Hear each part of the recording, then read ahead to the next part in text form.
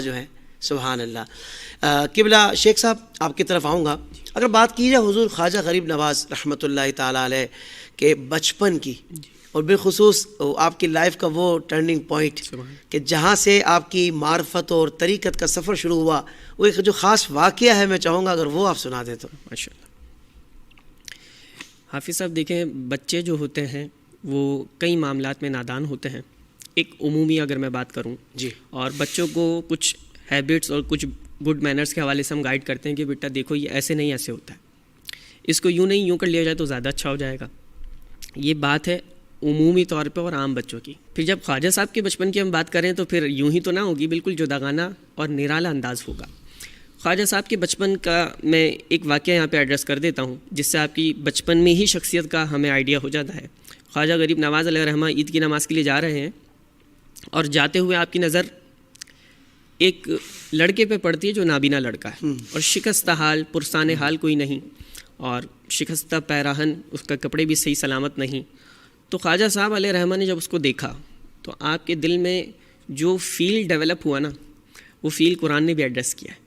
اللہ. خواجہ صاحب علیہ رحمہ نے اپنا لباس اسے عطا کیا. سبحان اللہ. بچے ہیں، بچہ اپنی چیز کسی کو دے، ہم اچھے سے سمجھتے ہیں یہ کوئی عام بات نہیں ہے.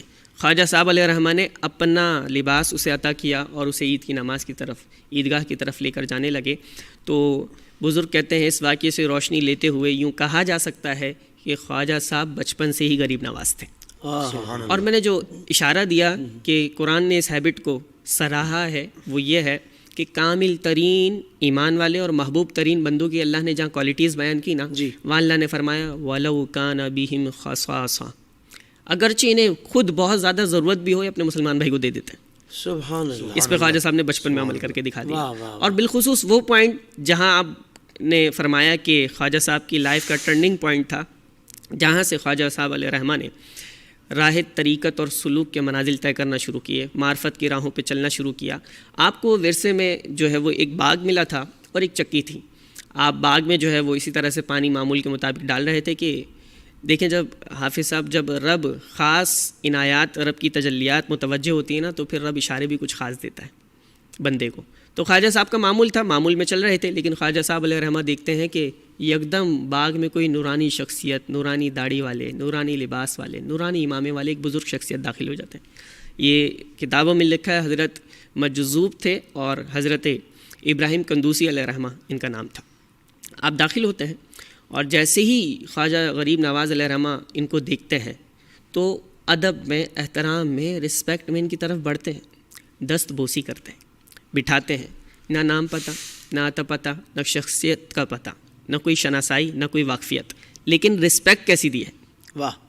یہ جاننے والے کو تو عزت دینا آسان ہے نا، انجان بندہ ہو لیکن حلیہ بتاتا ہو کہ جب انہیں دیکھو تو اللہ یاد آئے، تو وہ تو اللہ کے ولی ہیں. تو خواجہ صاحب علیہ رحمہ نے، خواجہ غریب نواز علیہ رحمہ نے انہیں رسپیکٹ دی، ان کی دست بوسی کی، انہیں بٹھایا اور اپنے باغ سے انگوروں کا خوشہ تازہ توڑ کے دیا. وہ بزرگ کی یہ ادا خواجہ صاحب کو بھا گئی، یہ رسپیکٹ، یہ ادب بھا گیا. وہ کہتے ہیں نا با ادب با نصیب، ادب سے بہت کچھ پا لیتا ہے انسان. تو جب خواجہ غریب نواز علیہ رحمہ نے ایسی رسپیکٹ، ایسا ادب دیا بنا کسی شناسائی کے، بنا کسی واقفیت کے، تو پھر کرم بھی کیسا ہوا.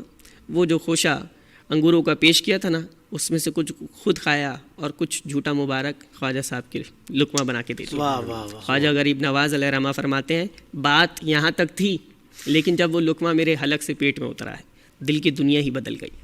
دنیا سے دل بالکل اچاٹ ہو گیا، کچھ بھی اچھا نہیں لگ رہا. اب صرف ایک ہی چاہت، ایک ہی تمنا، ایک ہی کریز، ایک ہی آرزو دل میں امنڈ رہی ہے کہ رب کی محبت کا سفر طے کرنا ہے. کہتے ہیں میں نے اپنی چکی، اپنا باغ اللہ کی راہ میں تقسیم کیا ہے اور میں نے رب کی معرفت اور محبت کے سلوک کی راہ طے کرنا شروع کر دی. اب حافظ صاحب میں یہاں پہ آخر میں ایک بات ضرور کرنا چاہوں گا کہ جب یوں قربان کر کے اور معرفت کا راہ سلوک کا سفر طے کیا ہے تو سوال یہ ہے مقام کیا پایا؟ مقام کیا پایا؟ مقام کیا پایا؟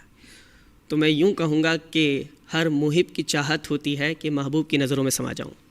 ہر شاگرد کی آرزو ہوتی ہے کہ استاد کی آنکھوں کا تارہ بن جاؤں. اسی طرح سے ہر مرید کی خواہش ہوتی ہے کہ میں مرشد کا منظور نظر بن جاؤں. بہت اچھا. لیکن بہت ہی کم ایسے قسمت کے دھنی ہوتے ہیں جنہیں یہ مقدر ملتا ہے کہ مرشد کے منظور نظر بن جائیں. صحیح. تو جب معرفت اور سلوک کا سفر طریقت کا طے کیا ہے تو پھر مقام کیا پایا؟ آپ کے اپنے مرشد فرماتے ہیں یہ میرا معین الدین اللہ کا مقرب بندہ ہے. واہ واہ. اور فرمایا تاریخی جملہ، فرمایا میرا یہ وہ مرید ہے کہ جس پہ مجھے فخر ہے. واہ واہ. مرشد جس پہ فخر کرے پھر اس کا مقام و مرتبہ کیا ہوگا. کیا کہنے. سبحان اللہ سبحان اللہ. بھائی